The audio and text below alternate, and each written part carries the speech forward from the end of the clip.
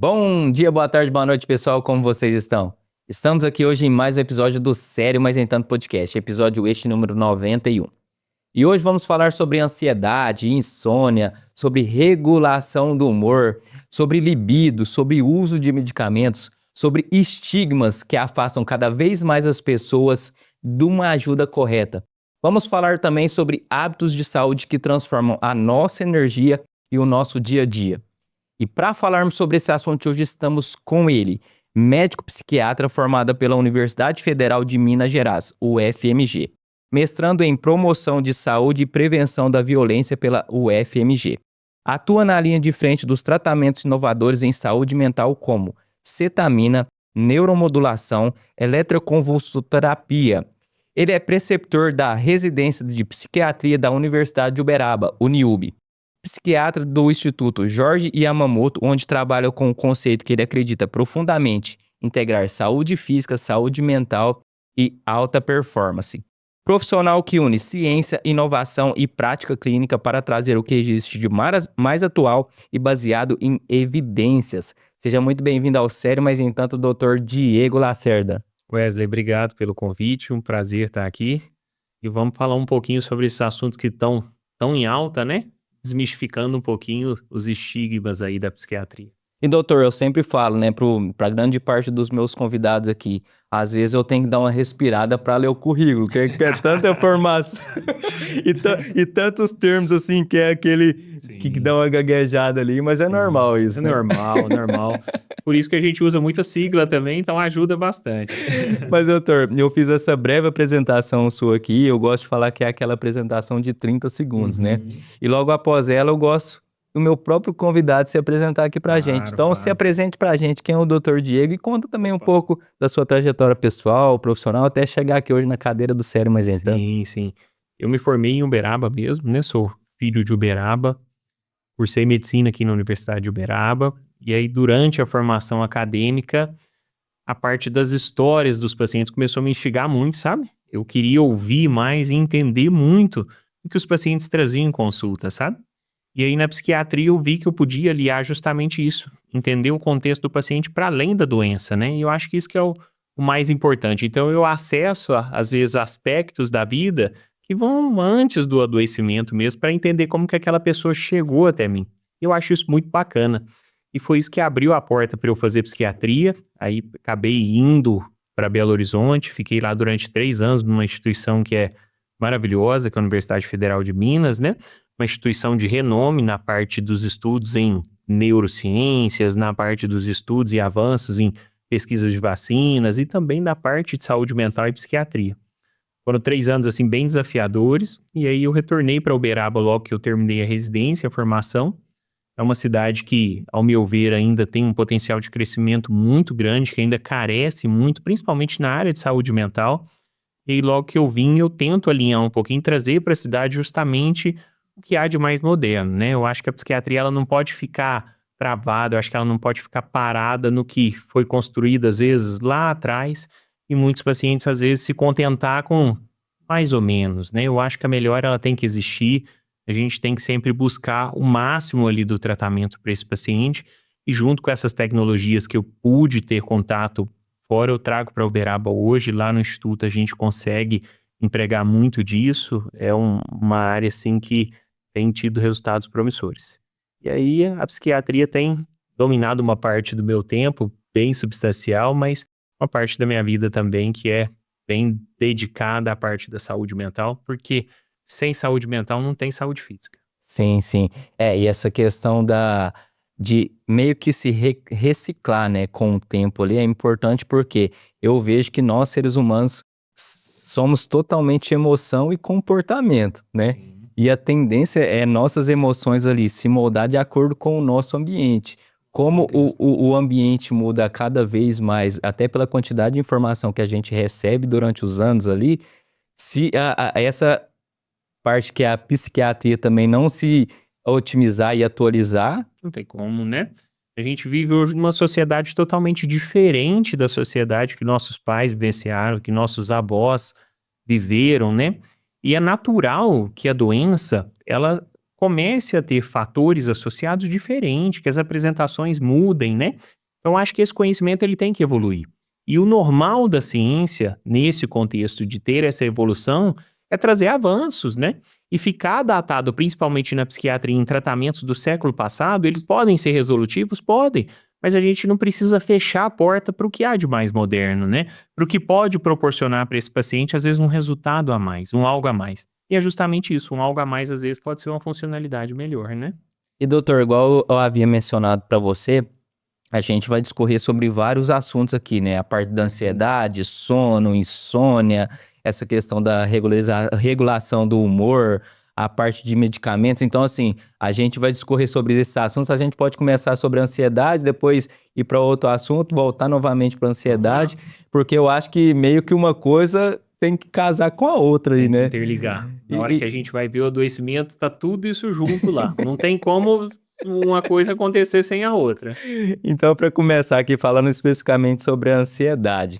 O que de fato é a ansiedade, doutor? E assim, tem a ansiedade natural de nós seres humanos e tem essa ansiedade que é patológica? Tem essa diferença entre as ansiedades? Uma pausa rápida para recados importantes para você que está aqui nos acompanhando. Já clique no botão abaixo, no botão curtir, para você curtir esse nosso episódio de hoje. Se inscreva também no canal do Sério Mas Nem Tanto Podcast. Dá um clique aí no botão se inscrever, é muito importante você se inscrever aqui no nosso canal.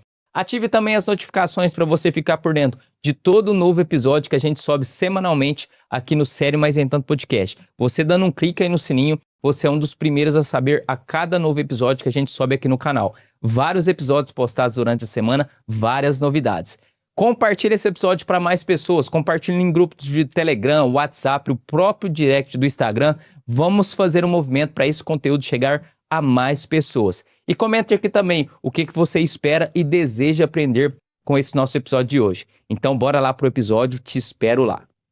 Ansiedade, eu gosto de delimitar ela como sendo preocupação.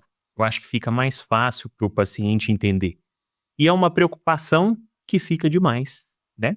Se a gente for pensar do ponto de vista aí da neurobiologia, dos circuitos e tudo, a ansiedade ela surge num contexto onde ela existia para prevenir certos contextos, para nos proteger. Então, se a gente retomar na história, a ansiedade existia no passado para fazer com que o homem das cavernas se protegesse, né? Para fazer com que, às vezes, num momento onde de luta e fuga, ele conseguisse tomar determinada situação frente a um tigre, frente a um animal, né? E essa preocupação, ela existe, ela é humana.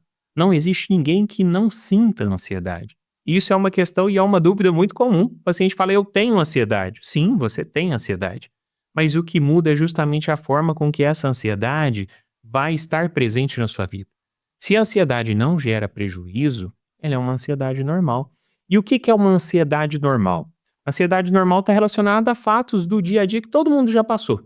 É aquela ansiedade que vem antes da prova, é aquela ansiedade, às vezes, antes de um primeiro encontro, antes da primeira vez que você vai sair com alguma pessoa.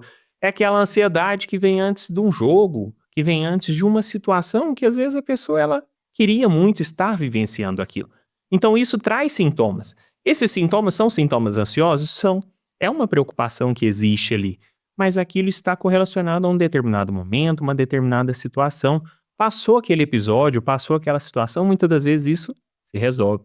Só que Wesley, quando esse sintoma ele fica demais, ele fica a todo momento, isso gera um prejuízo, ele passa a ser patológico, né? E quando a gente fala de patológico, a gente está falando em prejuízo onde? Na funcionalidade da pessoa. Então a ansiedade, quando ela não é normal, é quando ela faz com que a pessoa não durma bem. Quando ela deita na cama, a cabeça fica lá, ó, pensando em coisas que ainda nem aconteceram, às vezes nem vão acontecer. Essa pessoa passa a ter uma noite ruim. No outro dia ela faz o quê? Acorda cansada.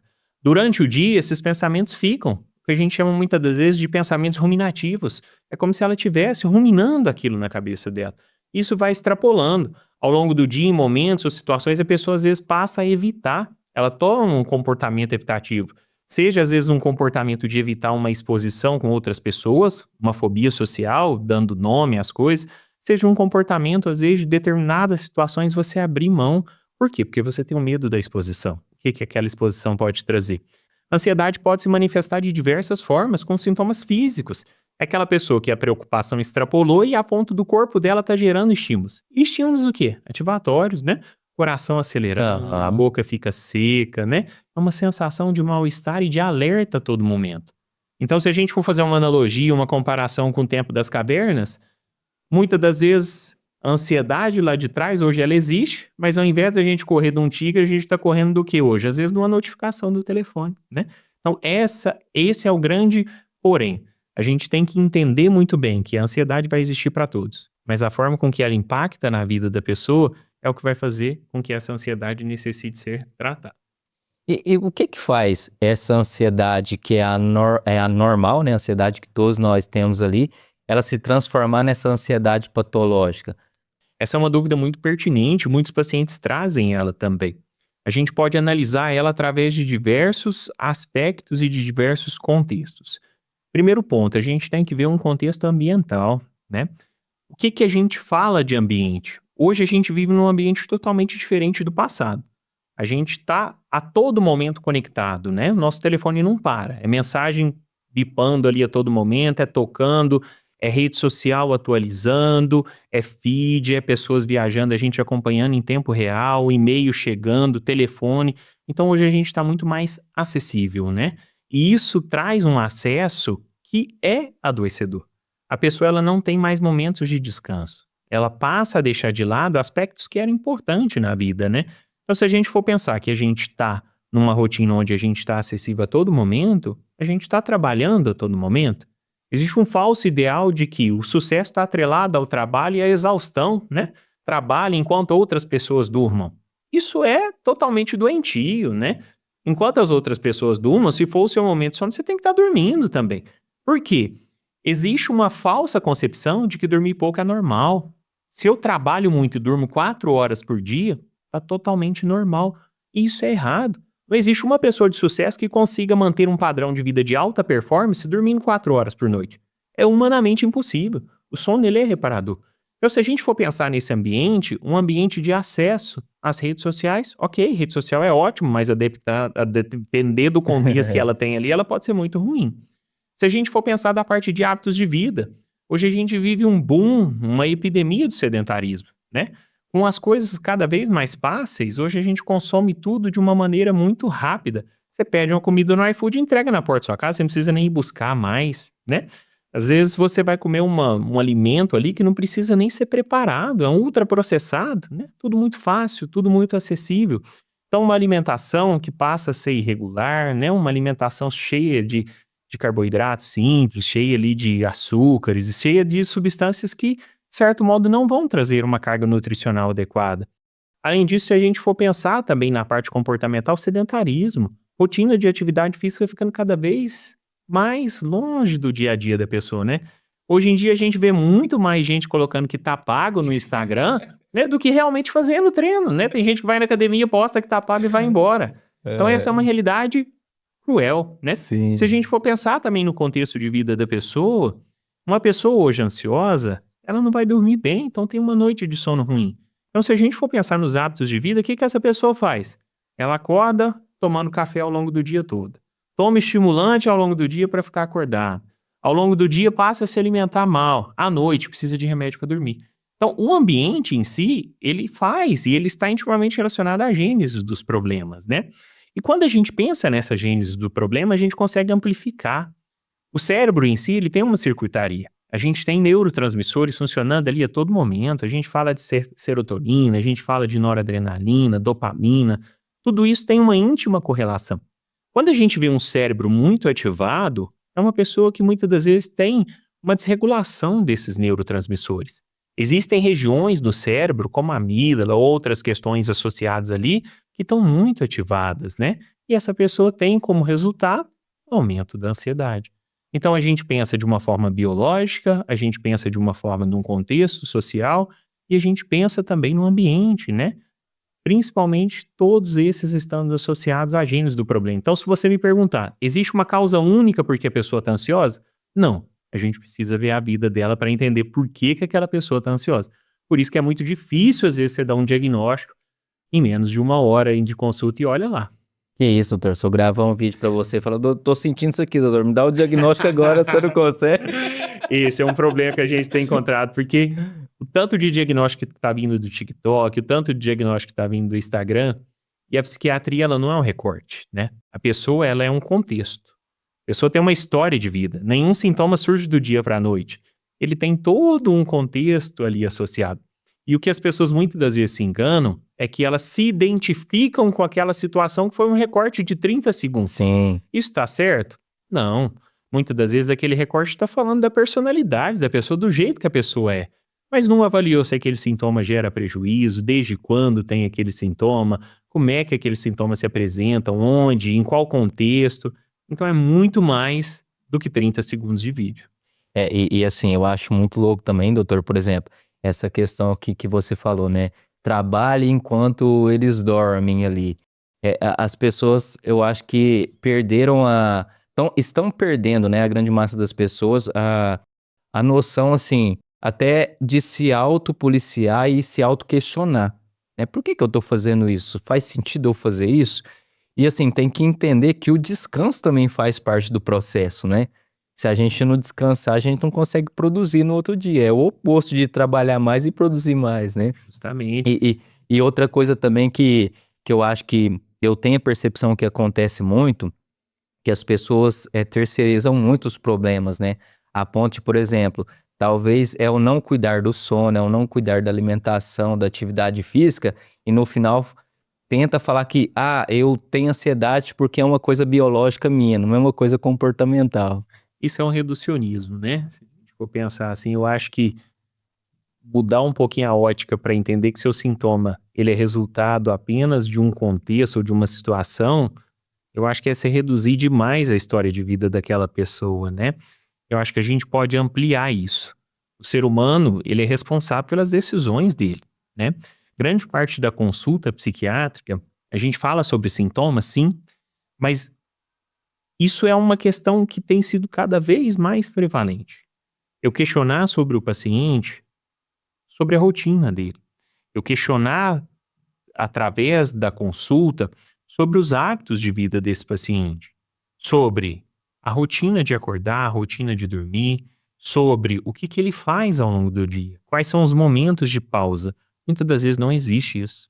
A pessoa acorda cedo, tem que arrumar os filhos, levar para a escola, da escola vai para o trabalho, do trabalho pega o filho na escola, volta em casa, arruma o almoço vai para o trabalho, fica no trabalho até a tarde. Muitas das vezes tem que fazer hora extra para pagar a prestação do carro, para pagar a prestação da casa, para pagar muitas das coisas que às vezes nem necessários desse contexto poderiam ser ajustados, né? A gente sabe que a gente vive uma realidade que é muito distoante no Brasil, mas fato é que a pessoa ela vai tendo e vai assumindo cada vez mais funções.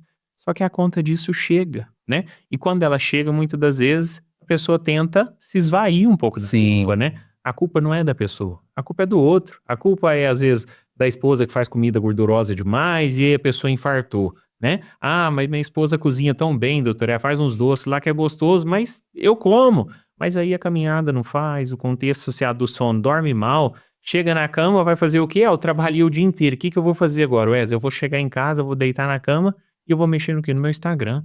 Eu vou rolar meu feed e fica ali 2, 3 horas. E o que que acontece? O sono não vai vir de jeito nenhum. E aí aquilo vai virando. Se a pessoa não dorme bem, ela fica ansiosa. Se ela tá ansiosa, ela não dorme bem. Qual o problema que a gente criou?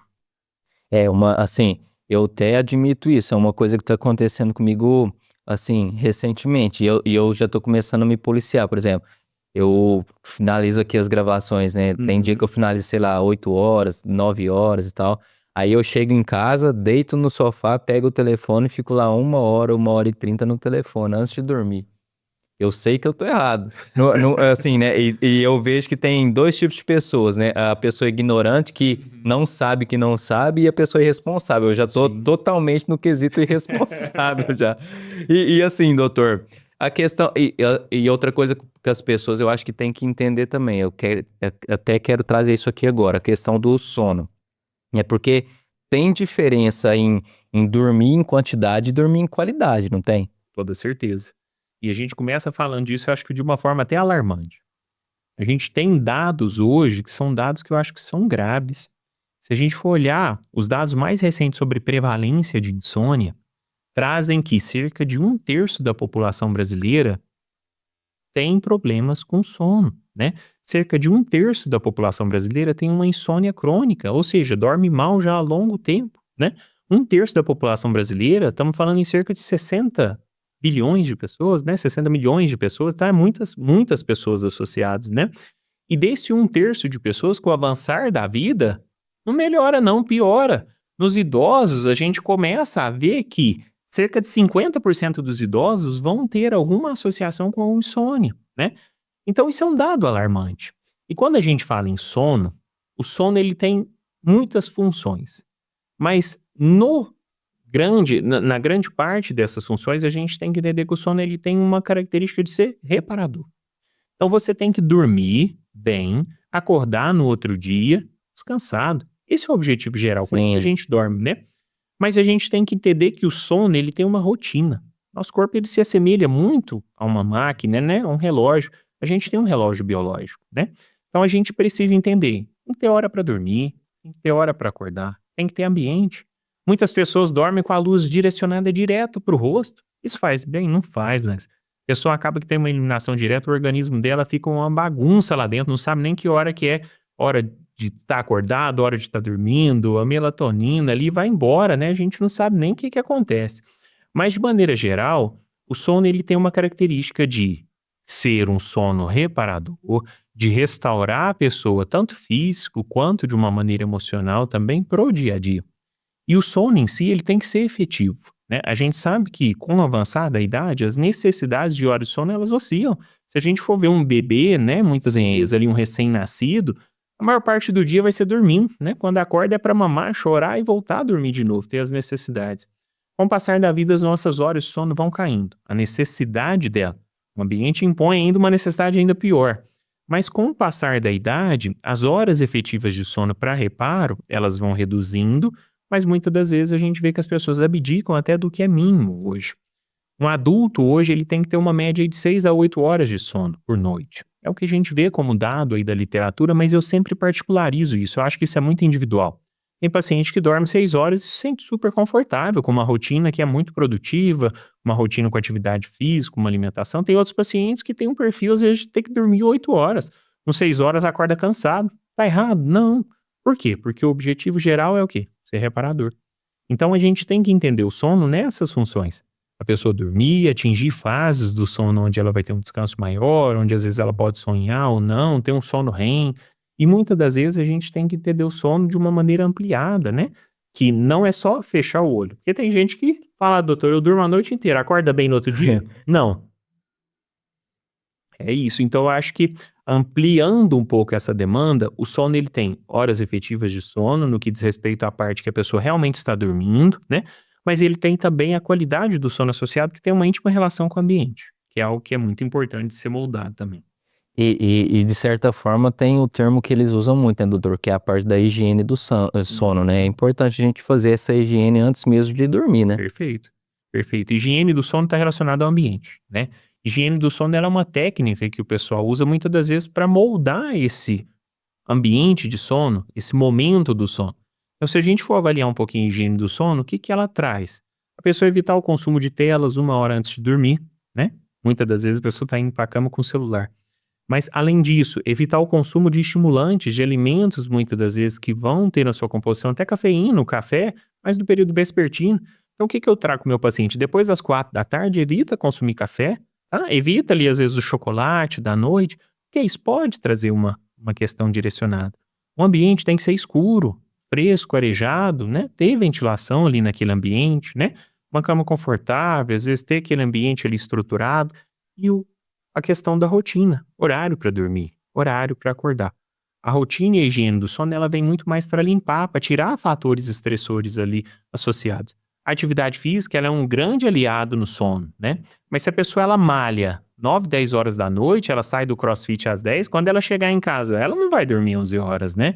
Então, muitas das vezes ela vai chegar em casa querendo fazer 1000 coisas. Então, tem que adequar até o horário da atividade física, no mínimo 3 horas aí antes do horário que a pessoa quer dormir, para ela ter uma boa higiene do sono e uma boa noite de sono. E o bom de passar para as pessoas também, né, doutor, que eu acho que o nosso cérebro sempre busca uma rotina, né? Até para a questão da economia de energia no final, né? Sempre busca a automatização das coisas. Independente da sua rotina ser boa ou não, ele sempre vai buscar a rotina, né? Sempre, Então, sempre. por isso que eu acho que é sempre bom a pessoa ter essa autoconsciência ali, né? Sim. E de parar e pensar, o que que eu tô fazendo, o que que eu preciso melhorar? Porque toda vez que nem eu chego em casa, deito no sofá e pego o telefone, eu já tô criando uma rotina e eu tenho que me policiar, né? Talvez a pessoa tá fazendo uma coisa de forma inconsciente, porque já caiu no automatismo e ela nem percebe. Vai perceber quando de fato tem a doença lá futuramente, né? São os hábitos, né? Os hábitos vão virando rotina ali na vida da pessoa. Você falou uma coisa que é a mais pura verdade. Nosso corpo, ele sempre vai tentar o quê? Preservar energia, guardar. Então, se a gente consome muitas calorias, nosso corpo vai fazer o quê? Vai guardar. Por quê? Antigamente a gente não sabia quanto que a gente ia comer de novo. Hoje a gente sabe, é só pegar o telefone e pedir um iFood, né? É só pedir uma comida em algum lugar que vai chegar. Mas o nosso corpo tem essa característica de buscar muitas das vezes um estado de proteção, um estado assim de equidade ali, tendo esses momentos onde ele tem uma reserva, ele tem um descanso, ele tem um ócio ali associado, né? Então a gente sempre vai querer uma postura de gastar menos energia. Então sair dessa zona de conforto muitas das vezes é o objetivo do tratamento. Só que a gente não pode deixar hábitos virarem rotina, né? Principalmente hábitos ruins. Por quê? Porque é muito fácil. É muito fácil você gostar de coisas que muitas das vezes não são positivas. Pensa na parte alimentar. É muito melhor, às vezes, você comer uma lasanha, você comer, às vezes, um ultraprocessado ali, um chocolate, alguma coisa, do que você pegar, às vezes, um prato de alface. Tem quem goste do prato de alface, não tem nada errado, mas muitas das vezes os alimentos têm se tornado cada vez mais palatáveis, né? A indústria trabalha isso para fazer com que você tenha, às vezes, até o desejo de consumir aquilo, que aquilo vira um hábito, uma rotina, né? Porque seu corpo vai se familiarizando com aquilo, você vai sentindo falta disso. Isso pode entrar em hábitos patológicos, né? Jogos, pornografia. É muito fácil você ter acesso daquilo. Por quê? Porque você consome rápido, você tem um prazer rápido, só que aí o prejuízo muitas das vezes é o quê? A recompensa. A recompensa desses hábitos ruins, ela é horrível.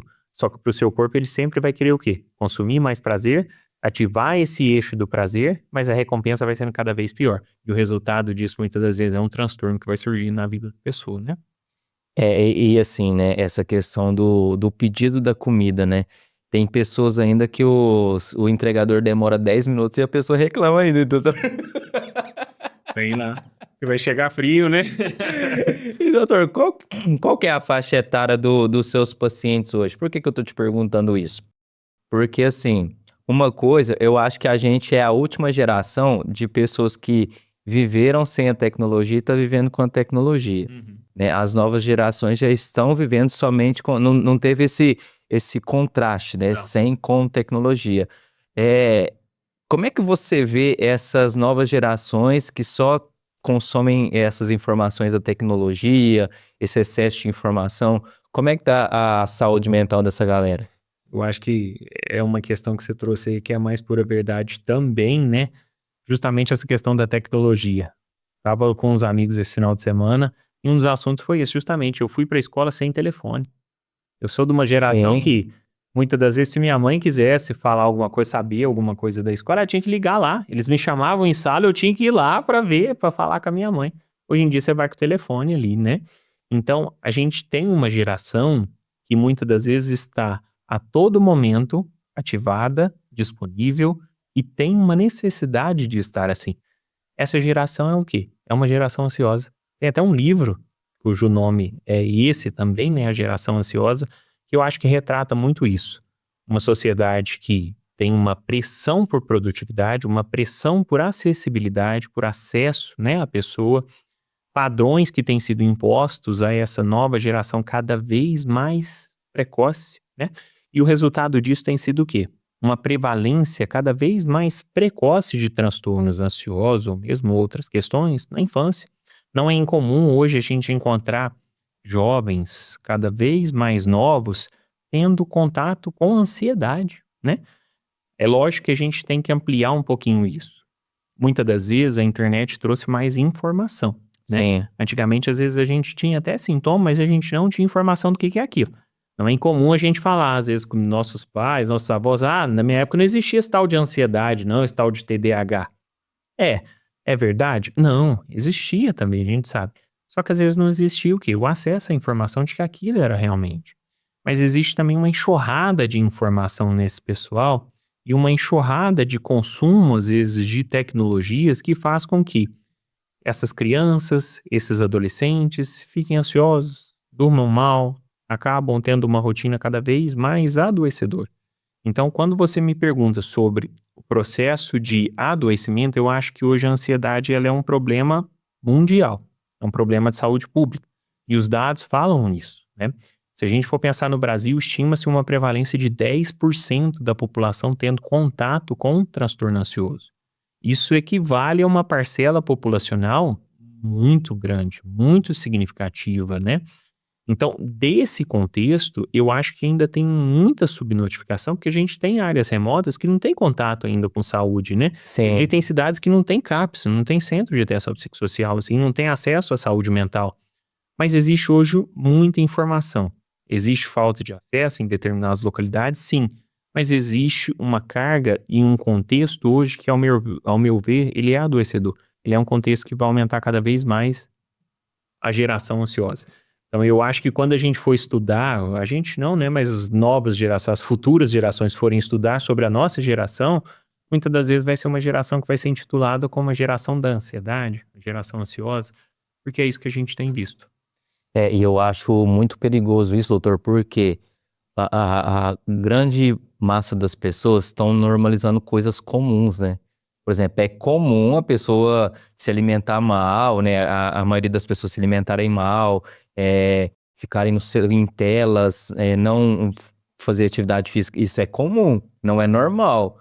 A gente tem que diferenciar o que que é comum do que é normal. E é muito perigoso quando as pessoas começam a normalizar coisas comuns, né? Justamente. A sociedade de pediatria, até a sociedade de psiquiatria de infância e adolescência, preconizam hora de tela por faixa etária. Determinadas faixas etárias não têm que ter acesso a telas. Por quê? A gente está falando justamente numa faixa etária que está com um dos bens mais preciosos de informação, que é o cérebro, né? Então, as conexões neuronais ali, o cérebro dessa criança está em desenvolvimento, né? E imagina você nesse contexto, a gente sabe que muitas vezes a tela entra para dar um tempo para a mãe descansar, dar um tempo para o pai descansar, para a criança às vezes dar um sossego, né? Mas o preço disso no médio e longo prazo é alto, né? Então, muitas das vezes esse comportamento que vai sendo usado como uma rotina, como vai sendo socialmente aceito, né? Ele não é um comportamento positivo para a saúde. E o reflexo disso é justamente o que a gente está vendo nos consultórios. E doutor, como é que tá o cenário nessa questão da saúde mental? Porque eu entendo que a cultura, pelo menos do brasileiro, é mais buscar a parte curativa do que preventiva, Uhum. né? E como é que tá isso na saúde mental? Isso tá mudando ou não? O pessoal ainda tende ainda a buscar mais a parte curativa se tratando de medicamentos ou não? Buscam mais a prevenção? Como é que tá isso? Eu acho que, fazendo um recorte para a parte da psiquiatria, né, tem se mudado muito o estigma que tinha sobre o acesso à saúde mental. Antigamente o pessoal falava que psiquiatra era médico do quê? De doido, né? E isso passou um pouquinho, e eu acho que a pandemia veio para a gente tirar um pouquinho essa carga que era muito negativa, né? Da psiquiatria, da saúde mental. Que a pandemia eu acho que foi um momento onde todo mundo ficou preso consigo mesmo, né? Você estava num ambiente onde você estava convivendo com você ali, com poucas pessoas. E isso trouxe à tona, às vezes, uma percepção de muito sintoma, né? As pessoas começaram a olhar mais para si mesmo, né? E aí, quando a gente pensa nesse contexto do adoecimento, a gente precisa entender que a ansiedade, ela foi mudando os aspectos a depender das gerações, né? Então, se a gente for ver esse recorte que a gente trouxe, se a gente for ver também o recorte atual, isso mudou. Então, eu acho que um pouco o contexto de busca de consultório tem mudado um pouquinho. Pensando no contexto de adoecimento, eu acho que as pessoas hoje elas saem um pouquinho desse contexto de remédio, doença. Agora eu entendi por que que eu estava falando justamente dessa analogia. Porque houve uma demanda maior de saúde mental. Hoje, o consultório psiquiátrico ele é cheio, né? Hoje a formação de psiquiatria, ela cresceu. Hoje, se a gente for olhar nas residências, é uma das especialidades mais concorridas, né? Por quê? Porque existe uma demanda latente de mercado, né? Existe uma reserva de mercado ali demandando atenção. Mas eu acho que existe uma mudança também na busca desse comportamento da pessoa. Por quê? Não é só um remédio, né? Remédio, muitas das vezes, uma inteligência artificial vai digitar. Se você digitar lá no Google, a depender, escrever certinho os sintomas, eles vão falar, às vezes, ou até no chat GPT, o que você deve tomar. Tá certo? Muitas vezes não, né? A gente vê que acontece muitos erros ali. Mas só o acesso à medicação trata de maneira momentânea, né? O medicamento, ele remedia ali aquele sintoma. Mas a gente tem que ter um contexto para além disso. Por isso que eu tenho visto cada vez mais pessoas investindo na saúde por tempo de qualidade. Por tempo de qualidade em assistência à saúde. Por ter um procedimento ali onde ela vai ter um cuidado integral. Ela vai estar num lugar onde tem um acesso especializado, com multiprofissionais, entendendo a saúde dela como um todo. Eu tenho visto isso no consultório, cada vez mais essa demanda.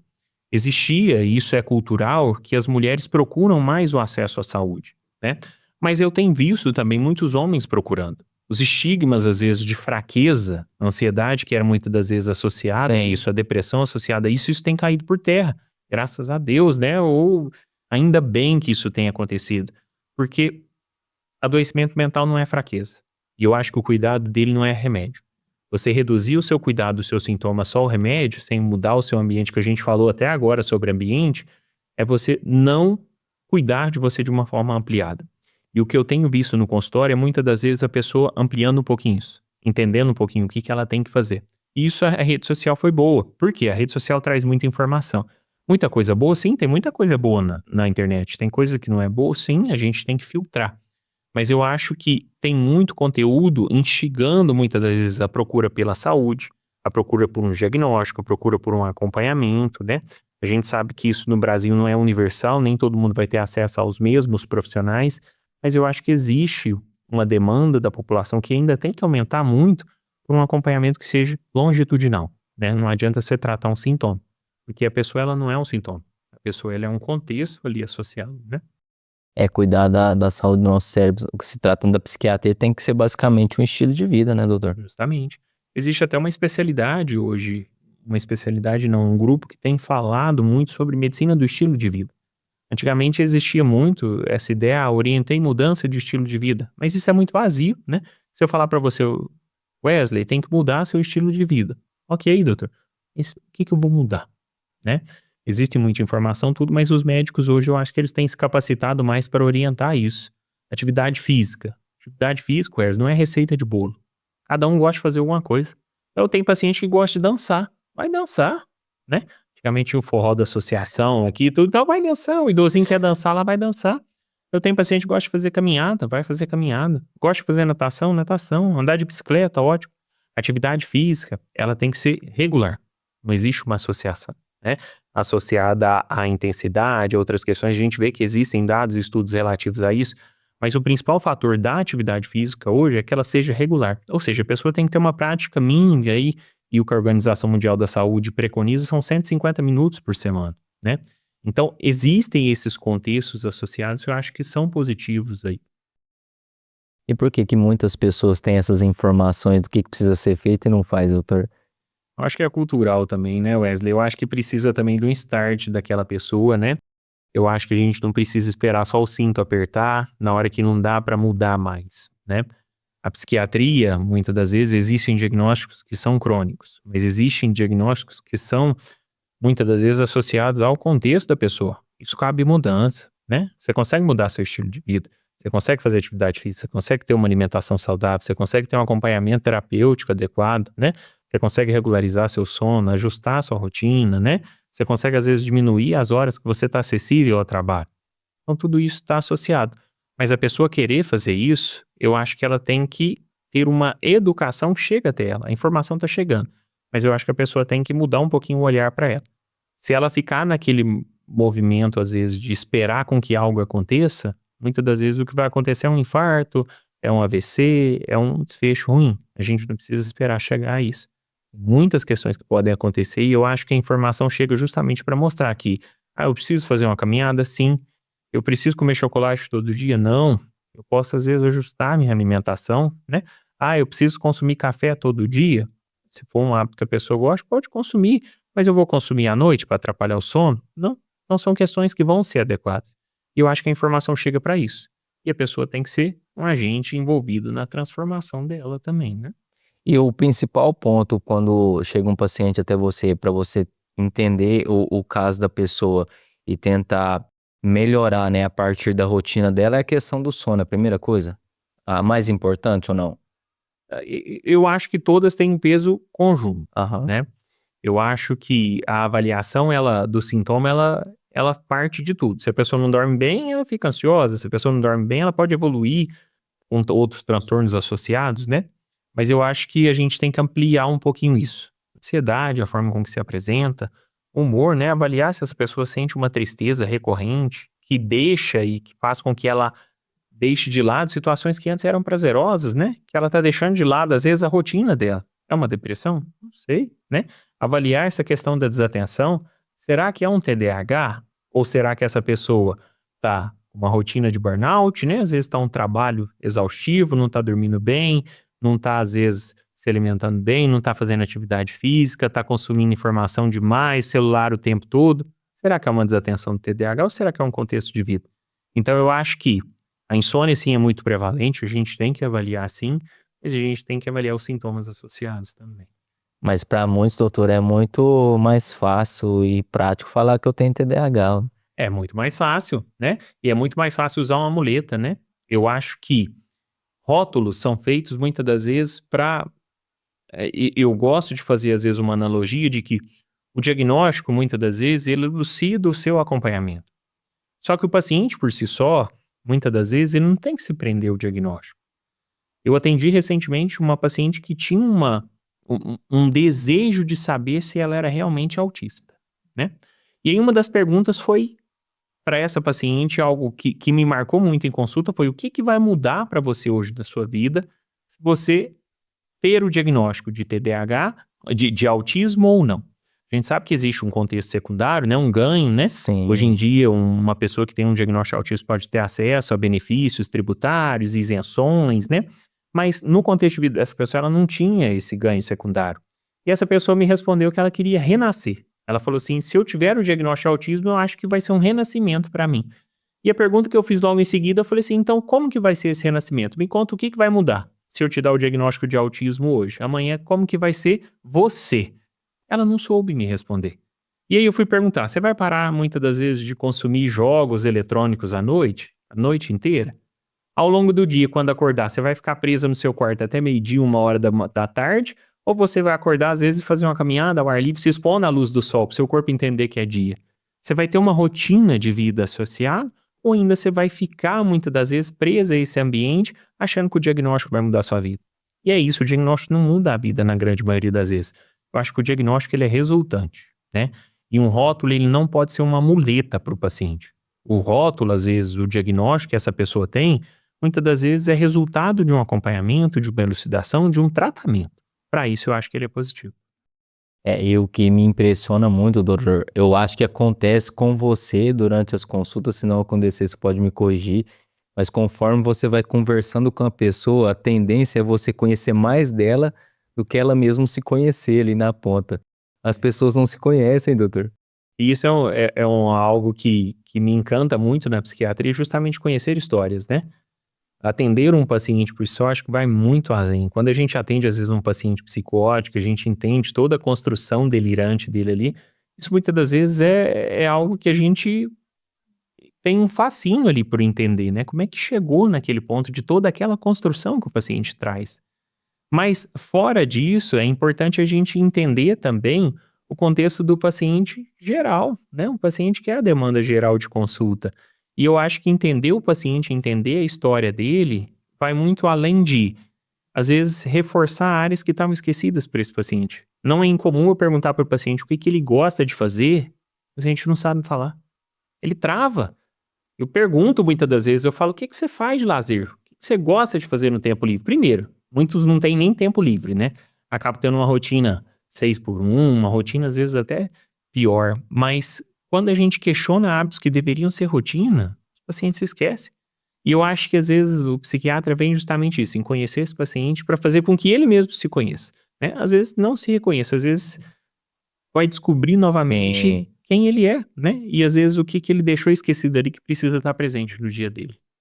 E doutor, agora sobre a regulação do humor. Como é que funciona o nosso humor? Como é que a gente regula isso? Tem como? Tem como demais. E é até algo que é presente em consulta, né? A pessoa chegou, doutor, eu acho que eu sou bipolar, tripolar, eu não sei, meu humor oscila demais. Eu acordo de um jeito, eu vou dormir do outro. Eu falo, que bom que seu humor oscila, né? Nosso humor, ele tem uma influência ali do nosso afeto, né? A gente tem oscilações que são humanas, né?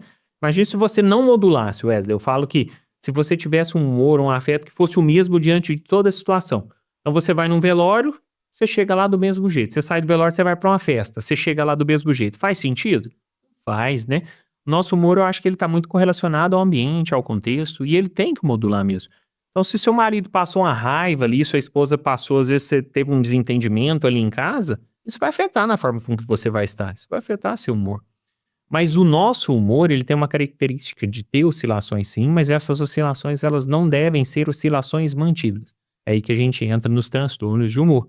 Como exemplo, o transtorno bipolar, né? Aham. Onde a pessoa tem excessos, tanto eufóricos, né? São os episódios maniformes, mantidos ali por dias a fio, com prejuízo na funcionalidade, internação, até episódios psicóticos associados. Em outros momentos, ela tem episódios depressivos bem demarcados também. Esses pacientes, eles têm uma diferença. O quê? Esses excessos ocorrem de maneira contínua. E eles vão oscilando, vai sendo cíclico, né? Uma doença que vai tendo aspectos, muitas das vezes, de euforia, aspectos de depressão. É um contínuo. Isso sim é um transtorno de humor, né? Mas o seu humor oscilar ao longo do dia, muitas das vezes, se ele não gera impacto, ele é reativo, ok. Da forma que você falou, ficou bem claro e bem fácil de entender. Não faz sentido, por exemplo, você passar por alguma coisa e chegar ali, nossa, tá triste. Aí você vai ficar triste durante todo o seu dia, não faz sentido. Não faz sentido. Não Tem, faz sentido. tem que ter regulação Tem no que humor. ter isso é positivo, né? Sem regulação de humor, a gente não tem como seguir. Eu acho que seria muito monótono a vida desse jeito. Doutor, assim, né, eu não quis trazer esse tema pra cá, mas aproveitando você que tem diferença real entre se a gente for pegar a ansiedade e a depressão? Tem diferença entre as duas coisas ou não? Existe uma questão e existe até uma interface entre os dois diagnósticos que podem coincidir, né? Existem contextos onde a ansiedade é aquela preocupação que a gente comentou, né? Se a gente for olhar no episódio depressivo, para os critérios diagnósticos, tem que ter uma tristeza mantida ali por um determinado período, né? Associada a outras questões, baixa energia, né? Alterações do sono, alterações do apetite, muitas outras questões associadas. Mas esses diagnósticos podem coexistir. Uma pessoa com um transtorno ansioso não muito bem tratado, né? Ela vai tendo uma condição de ativação, de fadiga, de cansaço, que pode, às vezes, culminar num transtorno misto, né? Ansioso e depressivo. E o contrário também é verdadeiro. Então, existem diferenças categóricas do transtorno ansioso associado a esse excesso de preocupação e o transtorno depressivo mais correlacionado ao polo oposto, né? Com uma tristeza mais bem demarcada, uma perda do brilho, né? As coisas, quando a gente fala em brilho, é justamente esse brilho pela vida, né? É a gente ver sentido nas coisas. E muitas das vezes, na depressão, isso vai ficando cada vez de lado e não é tão presente. E agora entrando na questão, no assunto libido. Libido, a ansiedade, essa questão do sono, da alimentação, da atividade física também influencia no meu libido? Influencia demais, demais da conta. E aí a pessoa chega no consultório e fala assim, doutor, minha libido tá péssima. Eu acho que, não sei o que tá acontecendo, eu acho que eu tô precisando de um azulzinho, de alguma coisa, né? E aí quando você vai ver, todo o contexto de vida dessa pessoa tá horrível, né? A pessoa não dorme bem, se alimenta mal, não tem atividade física, relação com o parceiro tá péssima, né? Não tem momento de lazer, tudo. Que as pessoas se casam e às vezes entram num contexto, às vezes, de automatismo, né? Os filhos, da relação, esquece às vezes que antes de casar eram namorados, né? Não tem momento a dois mais, acabou aquilo. E aí a relação sexual às vezes entra nesse contexto do automático, né? Só ter a relação como uma obrigação. E eu acho que a relação ela extrapola isso. Então quando a gente fala de libido, a libido ela é multifatorial. Não existe uma libido associada a uma questão só. Se a gente for ver os transtornos, muitas das vezes, eles vão impactar na libido, bom. Se você tá mais ansioso, se você tá preocupado o tempo inteiro, como é que às vezes você vai ter uma performance sexual? Muitas das vezes a sua ansiedade vai afetar até ali, no medo de você ter a sua ereção e falhar, né? Isso não é incomum. É uma ansiedade de performance, né? Na tristeza e na depressão é a mesma coisa. Se a pessoa às vezes não tá tendo energia nem para cuidar dela, para acordar, escovar os dentes, para levantar da cama, como é que às vezes ela vai ter energia para ter relação? Então a libido tem uma íntima relação com os transtornos. Sim, você precisa tratar esse contexto, mas você precisa tratar o contexto de vida da pessoa também, porque ela é multifatorial. E tem situações que é só mesmo com medicamento para resolver ou não? Todos os casos dessa questão de libido, ou a maioria deles, eu preciso fazer essa organização da minha vida ali para de fato ter a minha energia ali no final. Isso. Pode existir as duas situações. Às vezes a pessoa organizando a rotina dela, mudando o estilo de vida, ela pode ter uma melhor.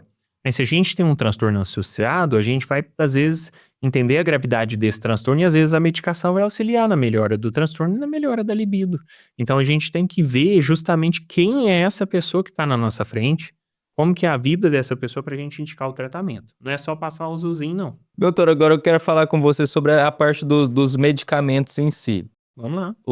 Tem muito receio ainda das pessoas no medicamento ou não? A pessoa só vai lá pelo medicamento até você? Tem muitos mitos ainda sobre essa parte do medicamento, dessa parte psiquiatra. Como é que tá isso aí hoje? Demais da conta. Eu acho que as duas perguntas que eu mais recebo no consultório é, primeiro, se o remédio vicia, e segundo, se pode beber, né? Então a pessoa às vezes está precisando do remédio, mas quer saber se pode beber. Aí eu fico pensando, nossa, como é que a gente tá, né? Mas via de regra, a medicação por si só, eu acho que ela tem um cargo aí e muitas das vezes ela é uma ferramenta que vai mudar o aspecto de doença, né? Existe o estigma, sim, da dependência, né? Existe o estigma, sim, dos efeitos colaterais. Mas entenda, se a pessoa está tendo um acompanhamento com um profissional que tem uma capacitação, o mínimo que esse profissional deve oferecer para essa pessoa é orientação. Orientação, primeiro, por que que ela vai usar o remédio? Não é você entregar o remédio e falar tchau, Sim. né? Não é você entregar uma receita e mandar a pessoa ler, né? Segundo, é indicar para que ela está usando esse remédio. Como que ela vai usar esse remédio? Usando esse remédio, o que que essa pessoa vai ter? Ah, eu vou passar um remédio para essa pessoa que nos primeiros dias ela pode ficar com a boca seca, ela pode ter dor de cabeça, ela pode ficar com sono. Se eu não orientar isso para a pessoa, você concorda que isso vai ser ruim, né? Se você tem uma rotina, você é tratorista, você é motorista de aplicativo, e eu passo um remédio para você durante o dia que você vai ficar com sono. Imagina, o tratorista vai ter um acidente lá, o Uber vai bater o carro, e aí? Né? Então, os efeitos colaterais da medicação têm que ser indicados. Mas todo remédio tem efeito colateral? Sim, né? A gente pode entender que uns mais, outros menos, mas a função do médico que está atendendo ali é justamente fazer alguns ajustes, alguns manejos, para evitar muitas das vezes que esses efeitos aconteçam, né? E a gente consegue fazer isso. Então, eu acho que o estigma da medicação, ele tem sido cada vez mais deixado de lado, né? O medo do remédio viciar, a partir do momento que o paciente tem uma orientação bem feita, que ele tem um acesso ao médico que atendeu ele, um acompanhamento, esse medo vai se esvaindo. Por quê?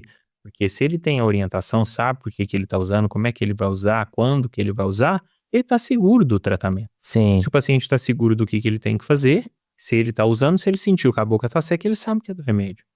E aí ele sabe que muitas das vezes aquele efeito vai ser um efeito momentâneo, vai durar alguns dias e vai passar? Sim. Então o paciente tem que estar consciente do próprio tratamento. Isso é uma verdade. O paciente ele é parte integral e ele é uma parte que necessita estar presente no tratamento dele. Quando a gente passa a medicação, muitas das vezes o paciente fala, mas se eu tomar esse remédio melhora tudo? Não, peraí, ué. 40 minutos da consulta foi falando sobre comportamento, sobre hábito de vida. Finalzinho da consulta a gente vai para a parte medicamentosa, para as orientações. Então, comportamento, estilo de vida tem um impacto. Você tem que mudar também. O remédio vai ser responsável ali por 30, 40, 50% da sua melhora, a depender do contexto, mas o restante é seu. E aí você joga isso para o paciente. Ele precisa ser um agente envolvido no tratamento dele também. Aí passa alguns dias, semanas da utilização do medicamento, não tá surtindo efeito pela questão da rotina e vai culpar o remédio no final. Justamente. Ou larga o remédio de lado, vai lá no vizinho e toma o que tá tomando. Aí, muitas vezes, é pior ainda. E doutor, assim, tem muitos medicamentos que a pessoa de fato tem a sensação inicial ali de uma piora momentânea para depois ter a melhora, ou isso é mito? Não, isso não é mito, né? Quando a gente pega um transtorno ansioso, muitas das vezes, a gente tem que entender muitas das vezes a medicação que a gente vai usar. Então vamos aprofundar um pouquinho nisso. Quando eu tenho um transtorno ansioso, primeiro ponto, eu vou entender como que aquela ansiedade está afetando a vida daquela pessoa, como que isso impacta até na minha modalidade de tratamento. Se a gente for pensar, primeiro ponto, muitas das vezes um transtorno ansioso leve, eu posso indicar às vezes um acompanhamento psicoterapêutico, uma terapia cognitivo-comportamental, que ela vai fazer o quê?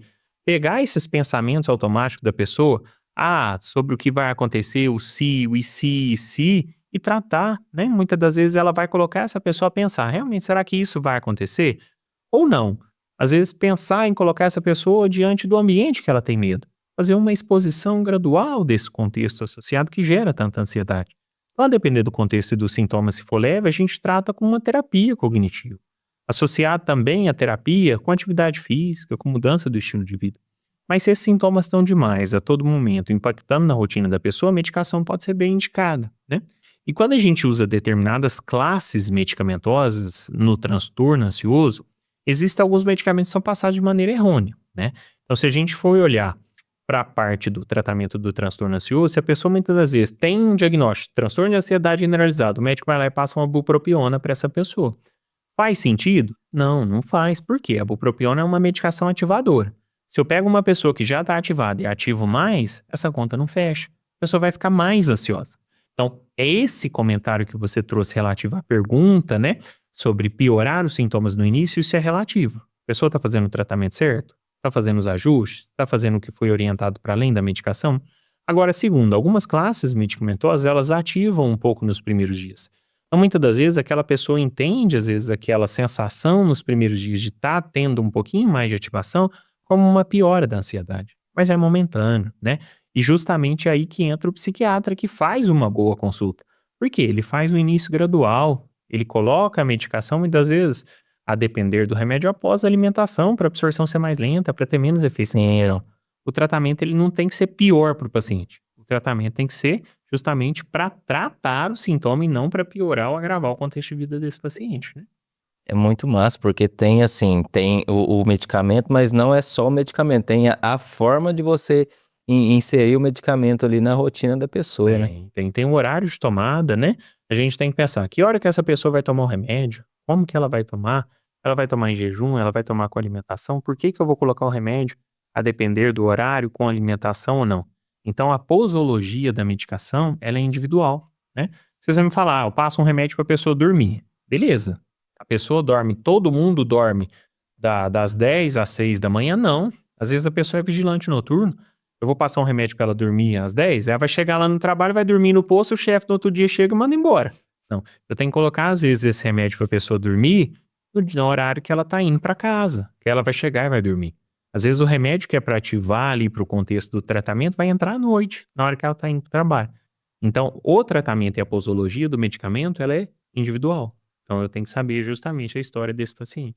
E essa questão do medicamento para a pessoa dormir quando de fato os outros fatores não mesmo a pessoa desempenhando, ele não está surtindo efeito, aí precisa entrar a medicação.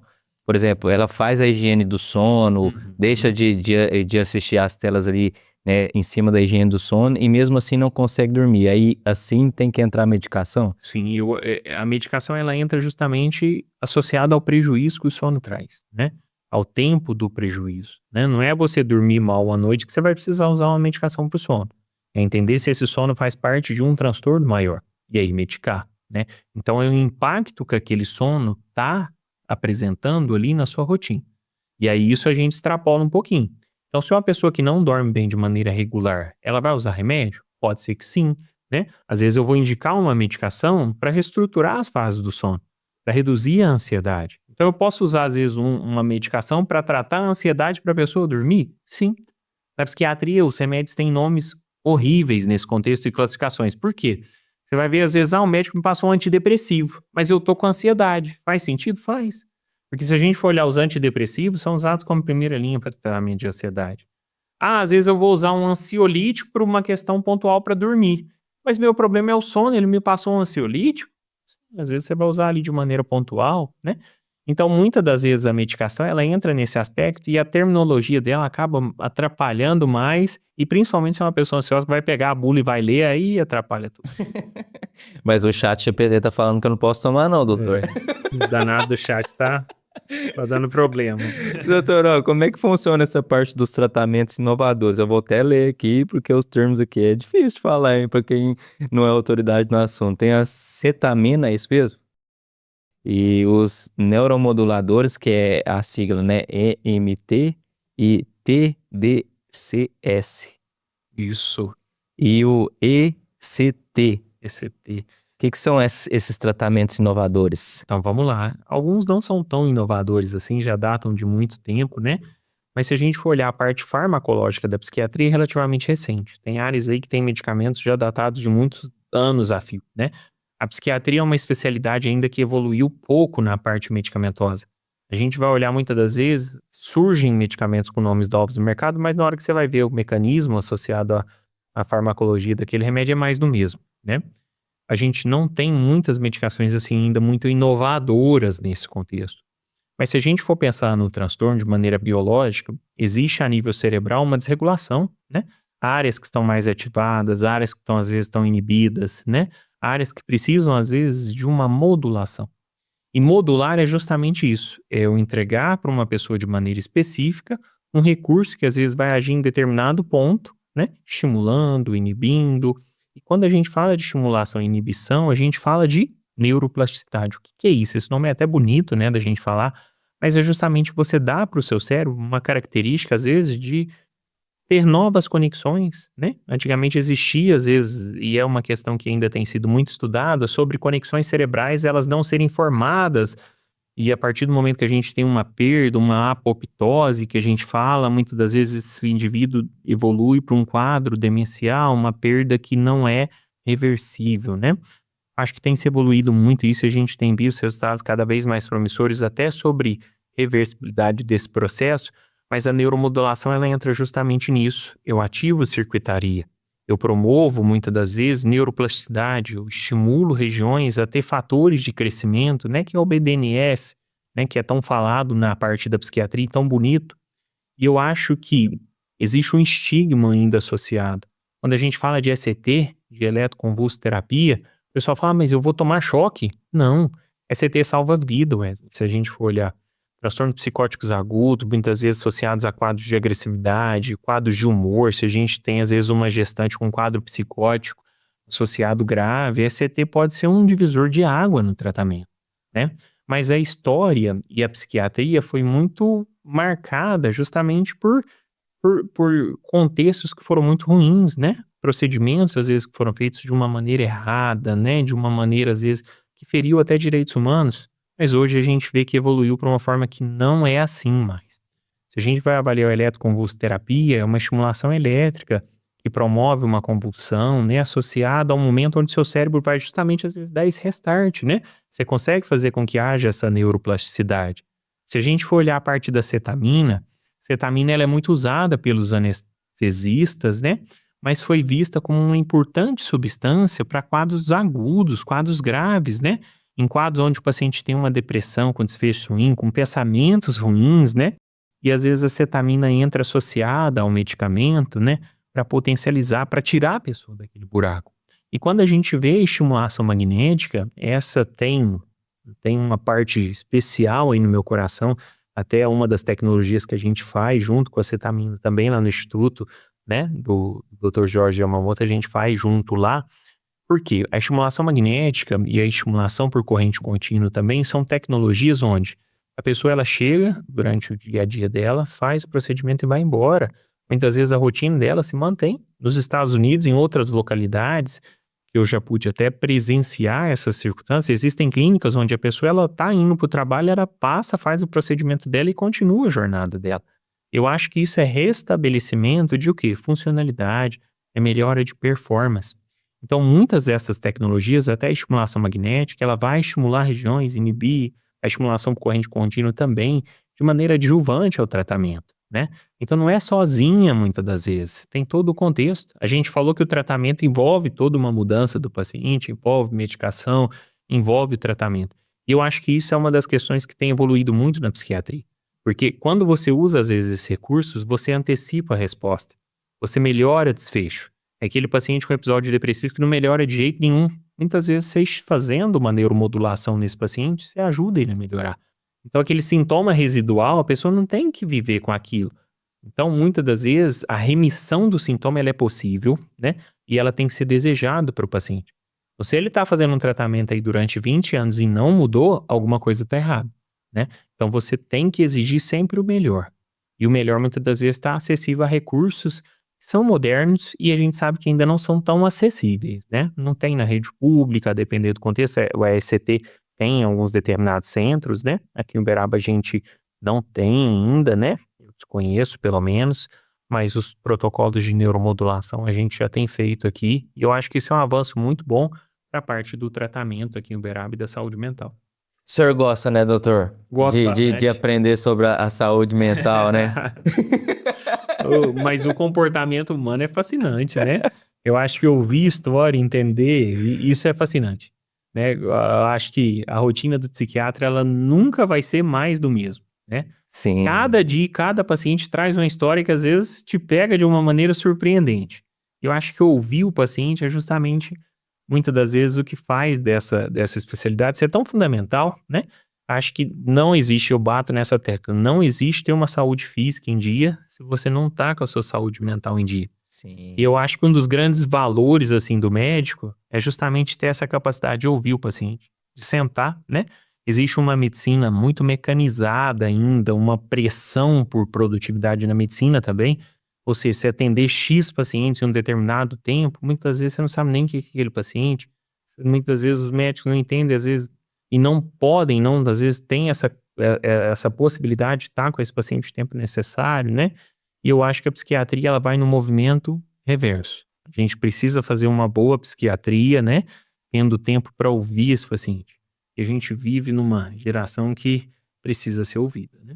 E a psiquiatria, você tem a percepção que está conseguindo acompanhar essa alta demanda que está tendo pela questão do comportamento que muda, a parte educacional que as pessoas ficam mais cientes e procuram mais, né?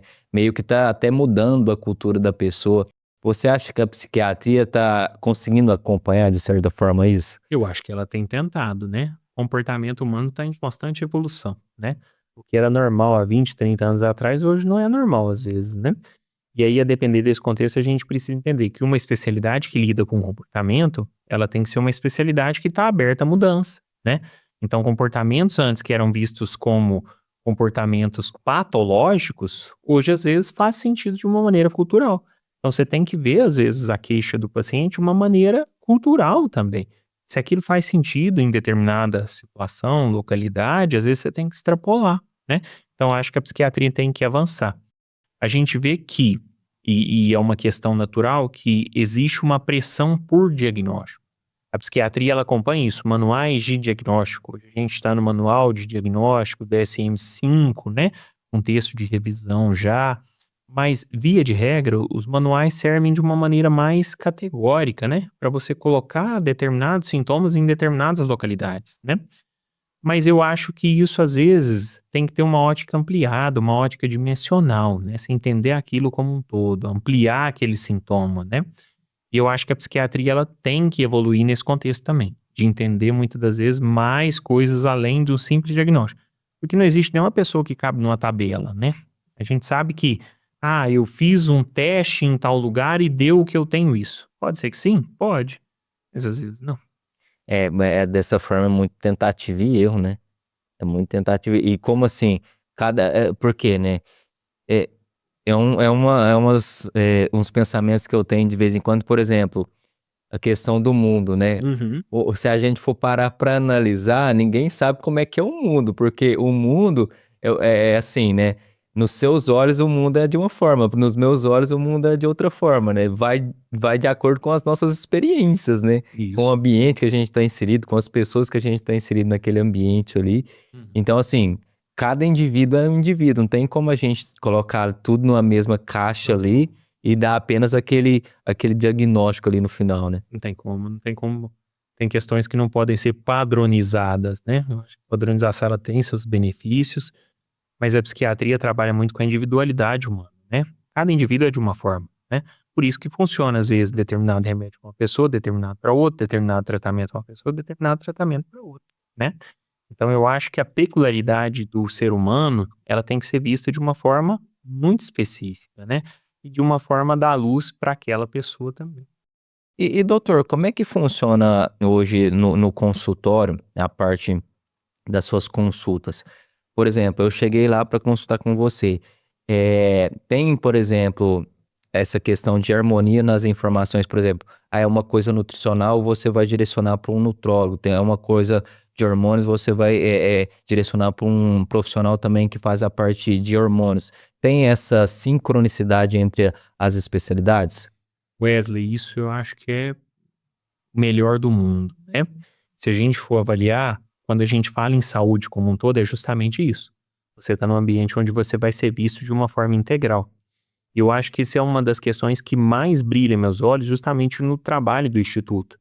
Porque junto com o Dr. Jorge, junto com o Dr. Giovanni, a doutora Gabriela, outros profissionais também, até associados à parte multiprofissional, a gente consegue, às vezes, associar questões e tratamentos que vão para além da psiquiatria. Então, a gente vê a parte nutricional, a gente avalia a parte da tricologia, da saúde capilar, a parte de vacinas, a parte de contexto até da saúde feminina, né? Então, tem ginecologista trabalhando com a gente. Então, é uma questão que tem sido criado essa atmosfera até junto com o Dr. Jorge tem criado isso de uma forma, acho que muito brilhante, de tentar ter um local, de ter um ambiente onde a pessoa ela possa ter acesso a um acompanhamento que ela precisa ter.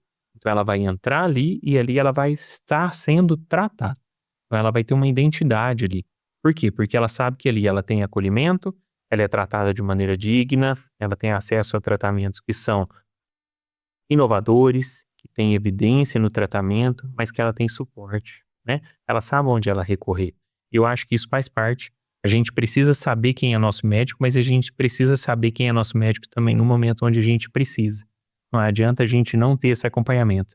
E é uma das questões que a gente tem conseguido fazer lá, justamente esse acompanhamento, esse suporte, tendo cada vez mais outras profissões associadas ali, outras especialidades, formando um instituto que seja multiprofissional, né?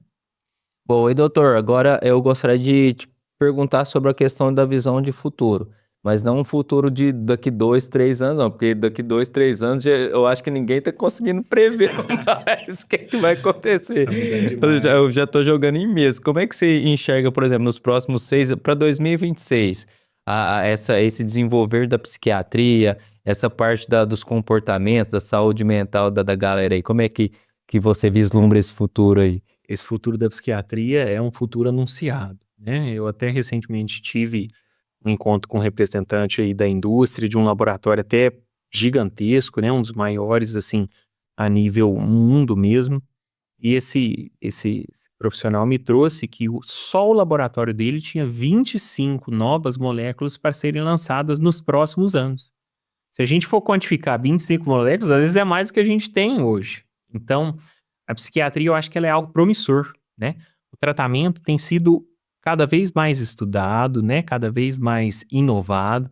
E eu acho que essas indústrias que têm tido esse potencial de estudo, elas vão trazer inovações que muitas das vezes a gente vai falar, mas você tratava com medicação anteriormente tal transtorno, hoje em dia faz dessa forma. Às vezes a neuromodulação hoje que a gente traz como um tratamento inovador, no futuro vai ser primeira linha de tratamento para diversos transtornos. Sim. Por quê? A gente reduz efeito colateral, a gente individualiza o tratamento de uma maneira muito específica e o paciente tem o quê? Funcionalidade preservada. Muitas vezes ele entra na clínica e sai da mesma forma com que ele está vestido, com que ele chegou no primeiro dia, mas com tratamento em curso para mudar muitas das vezes a resposta, sem tanto efeito colateral. Então, a minha visão da psiquiatria para os próximos anos é justamente isso: quebrar cada vez mais estigma, né, sobre a necessidade de saúde mental. Eu acho que a internet está aí para isso, muitas das vezes as informações estão aí para isso, para a gente ter um acesso cada vez ampliado, né, para a gente ter mais tecnologias envolvidas. E eu acho que a psiquiatria vai trazer isso. Então, é uma área muito promissora, com avanços ainda que são latentes, né, que a gente precisa guardar ainda, mas eu acho que vem muita coisa boa e sim. Dá para se considerar que o que tem de conhecimento hoje, basicamente, é a pontinha do iceberg, né, A doutor? pontinha, se a gente conversa com psiquiatras às vezes que já estão aí na jornada há longo tempo, na época deles, eles falam, nossa, quando lançaram a fluoxetina, quando lançaram a medicação, o Aldol, quando lançaram, às vezes, a clorpromazina, foi uma revolução. Muitas das vezes a gente sabe que hoje, às vezes, tem outras tecnologias que são positivas, às vezes vão ser até melhor para o paciente. Então, às vezes, a nossa revolução hoje ainda não chegou, né? Então, tem muita coisa ainda por vir e eu acho que o mais importante é isso, é o profissional nunca se fechar aquele conhecimento que ele aprendeu, né? Eu acho que das questões mais nobres da medicina é justamente o profissional ter uma mente aberta para sempre estar se atualizando, tá? Porque o conhecimento, ele é um conhecimento que vai sendo cada vez mais aperfeiçoado. E às vezes você fechar a porta para determinadas situações, para determinados preconceitos, né? Às vezes você está fechando a porta para algo que daqui 5, 10 anos vai ser o tratamento de escolha. E muitas das vezes a gente vê que a ausência de evidência científica não é evidência de ausência de resposta, né? Muitos medicamentos passam a ter os benefícios catalogados quando eles passam para o uso clínico. E é o especialista usando. E a psiquiatria é uma especialidade que faz muito uso off-label. Então, se você vai ver, às vezes, na bula, não está escrito que aquela medicação funciona para aquilo. Mas a prática psiquiátrica vê que, às vezes, você extrapolar a dose, você, às vezes, indicar a medicação em associação numa dose, às vezes, que não é nem de tratamento, às vezes faz sentido. E a gente vê isso quando a gente passa a estudar mecanismos de associação dos remédios, saber onde que esse remédio age, em qual receptor, por que que eu estou fazendo aquilo, né? Por que que às vezes eu estou associando com recursos ergogênicos, né? Por que que às vezes eu estou avaliando a parte hormonal desse paciente? Faz sentido? Faz. Por isso que lá no Instituto a gente preza muito por isso, avaliar esse paciente de uma forma integral, né? Saber, como é que tá a parte hormonal, como é que tá a parte da saúde geral, colesterol, açúcar, como é que tá a saúde sexual, como é que tá a sua saúde estética, né? Como é que esse paciente se olha no espelho? Olha o tanto que isso às vezes é um aspecto importante, né? O paciente às vezes tem uma queixa de calvície, isso já foi avaliado? Não, às vezes isso é um estigma para o paciente, às vezes isso é uma barreira dele estar se relacionando com outras pessoas, isso às vezes nem foi visto. E como é que tá a saúde mental desse paciente? Muitas vezes o cara tá indo na academia todo dia, tá malhando, tá tudo, mas tá ansioso, não tá dormindo bem, parou de emagrecer, parou às vezes de ganhar massa muscular, e quando você vai ver o quê? Não tá dormindo bem, tá com ansiedade mais, isso às vezes tá sabotando todo o processo que tá sendo criado. É muito bom você falar isso, doutor, porque talvez o paciente chega lá buscando determinado tratamento e nem sabe que precisa de outros tratamentos, né? Justamente. É basicamente olhar o todo do paciente ali, né? A função do médico é isso, né? Muitas das vezes a gente ampliar o que você está vendo. É justamente aquilo que a gente falou anteriormente. Você se limitar a um sintoma pode ser muito reducionista. Às vezes você tá deixando e você tá comendo bola aí de questões que estão passando. Às vezes um episódio depressivo que tá ali na sua frente, avaliou a tireoide desse paciente, é um hipotireoidismo, é uma deficiência de vitamina, né? É um idosinho que tá ali na frente com algum outro quadro. Então, a medicina é ampla. E aí você olhar para esse paciente só com uma lente da psiquiatria, às vezes não funciona. Você tem que ter esse acompanhamento. E é justamente isso que eu acho que a medicina vai evoluir. Para cada vez ter mais locais onde a pessoa ela é acompanhada de uma forma integral. Ou seja, ela vai ser vista por vários ângulos, por várias lentes, por várias especialidades, né? E tendo um acompanhamento que é digno. É muito conhecimento aqui envolvido, pessoal. A mente de vocês aí tá fritando também? A minha tá fritando, é muito conhecimento envolvido aqui com o doutor. Mas, doutor, agora eu gostaria de fazer uma pergunta muito séria. Essa daqui é a mais séria do episódio. Eu adequando a minha rotina, os meus hábitos, consequentemente eu vou ter um retorno positivo no meu humor e também na minha energia. Com toda certeza. Se você adequa seu comportamento, se você adequa a sua rotina, se você adequa o seu estilo de vida, seu corpo vai entregar um resultado. Então, quando o paciente fala, doutor, comecei na academia, como é que tá? Tá péssimo. Mas todo começo é ruim mesmo. Se você vai na academia no primeiro dia, no outro dia, muitas vezes a única coisa que você vai ter é dor, né? Então vai ficar o corpo doído, fala, não quero voltar lá não, mas é justamente isso, é voltar, é continuar. Então é criar um novo hábito, é restabelecer um hábito saudável. E eu acho que o acompanhamento é isso. Hábitos saudáveis, eles estão associados a você ter menos sintoma. Você vai deixar de ter ansiedade na sua vida? Não, porque a ansiedade ela é humana. A gente falou sobre a preocupação que tem que existir, que era um fator protetor, né? Mas se a gente avaliar um outro contexto, você vai deixar de se sentir triste? Não, mas você vai se sentir de maneira pontual a determinado contexto. não vai ser uma coisa que vai se manter.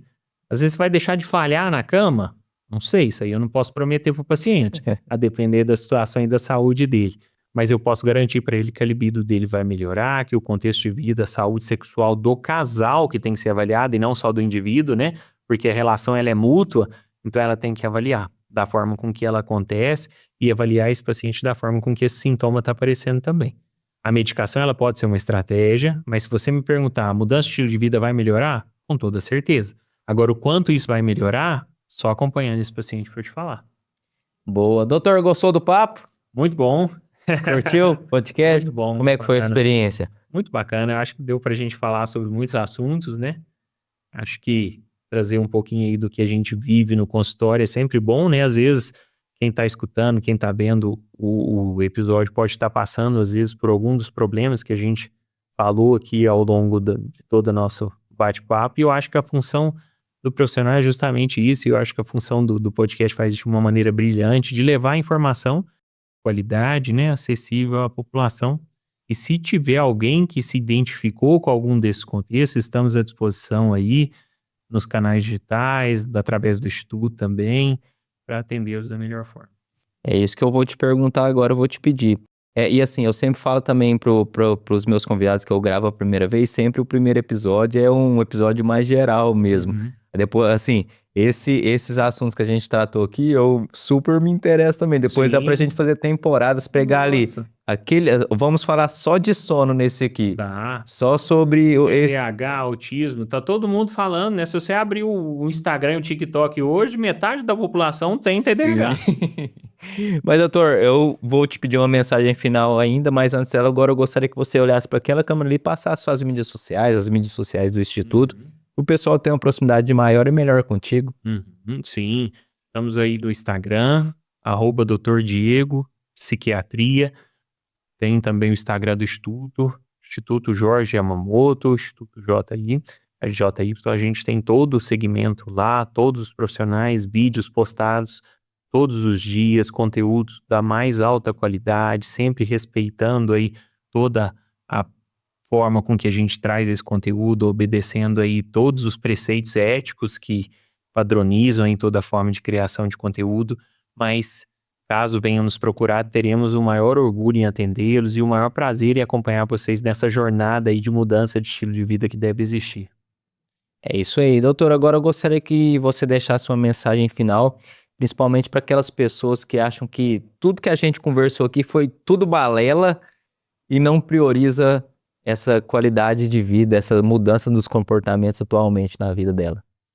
Eu acho que como mensagem final a gente pode deixar de uma maneira muito clara que os desfechos, ou seja, os contextos associados, eles vão gerar muitas das vezes resultados. Eu acho que a pessoa não precisa esperar um resultado tardio, um momento onde muitas das vezes esse desfecho foi ruim para procurar ajuda. Eu acho que a pessoa ela vive dentro do próprio corpo, né? Se a gente for pensar, a nossa primeira casa é nosso corpo. E a gente às vezes acaba negligenciando esse cuidado, deixando de lado. Então tá na hora às vezes da pessoa olhar um pouquinho para ela. Eu acho que todo mundo tem que fazer esse exercício diário. Como que a gente pode morar o lugar que a gente, como que a gente pode melhorar o lugar que a gente mora, né? Como que a gente pode melhorar o nosso bem mais precioso que é o nosso corpo. Se a gente não cuida do nosso corpo e da nossa mente, como é que a gente vai viver? Como é que a gente vai performar? Como é que a gente às vezes vai relacionar com o outro? Como é que às vezes a gente vai ter uma vida que é feliz? Felicidade eu acho que está muito relacionado à saúde, à forma com que essa pessoa se olha também. E não só olhar o outro. Eu acho que a gente tem que tirar um pouquinho o olhar do outro e voltar pra gente. Boa, doutor.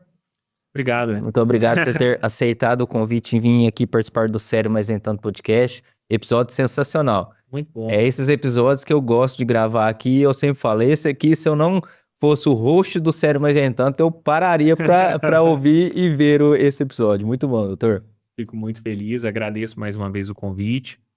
Qualquer outro assunto que surgir, dúvida, tema, estou à disposição aí pra gente gravar.